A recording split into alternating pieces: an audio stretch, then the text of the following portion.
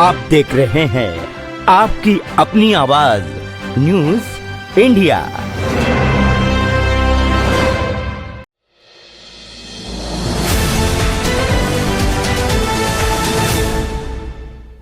क्या महाराष्ट्र की राजनीति में इतनी गिरावट आ गई है कि अब संसद की मर्यादा को सड़क पर नीलाम किया जाएगा?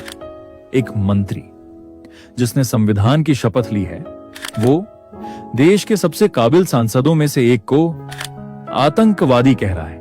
MIM और ये एक टेररिस्ट ऑर्गेनाइजेशन है। बिन लादेन और ओवैसी में कुछ फर्क नहीं है। जो काम बिन लादेन अलकायदा के माध्यम से करता था वही है ओवैसी अभी AM के माध्यम से कर रहे हैं। नितेश राणे के इस बयान ने देश में नया बवाल खड़ा कर दिया है। चलिए नितेश राणे को थोड़ा इतिहास पढ़ाते हैं। असदुद्दीन ओवैसी सिर्फ एक नाम नहीं बल्कि लोकतंत्र की एक मजबूत दीवार है। ये वो नेता हैं जिन्हें भारत की पार्लियामेंट ने संसद रत्न अवार्ड से नवाजा है। इन्हें लोकमत पार्लियामेंट्री अवार्ड मिला है, जो पार्लियामेंट में बेहतरीन सवाल उठाने और जनता की आवाज बनने के लिए दिया जाता है।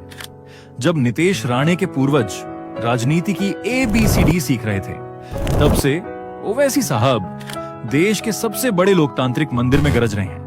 क्या देश का सबसे बड़ा सम्मानित सांसद लादेन हो सकता है? ये अपमान सिर्फ ओवैसी का नहीं बल्कि भारत की संसद का है। वॉरिस पठान इस पर करारा जवाब दिया है। इन नेताओं ने साफ कर दिया है कि अब बर्दाश्त की हद खत्म हो चुकी है। नितेश राणे पर IPC 153A और 505 के तहत कार्रवाई होनी चाहिए। एक चुने हुए MP को लादेन कहना न सिर्फ हेट स्पीच है बल्कि उन लाखों वोटरों का अपमान है जिन्होंने लोकतांत्रिक तरीके से उन्हें चुना है। क्या महाराष्ट्र सरकार अपने मंत्री को जेल भेजेगी या नीयत में खोट है?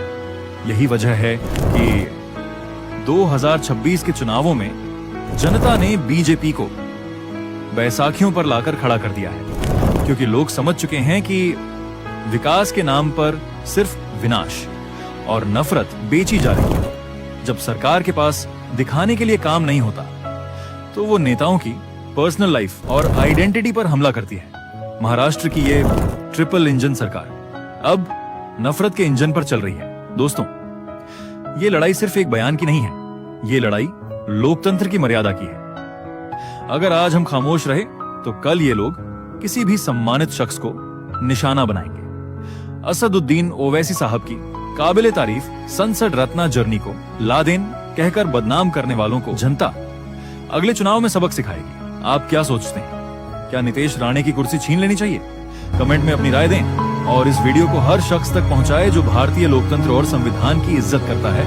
अपडेट में आगे बने रहने के लिए चैनल को सब्सक्राइब कर लीजिए। आप देख रहे हैं आपकी अपनी आवाज न्यूज इंडिया।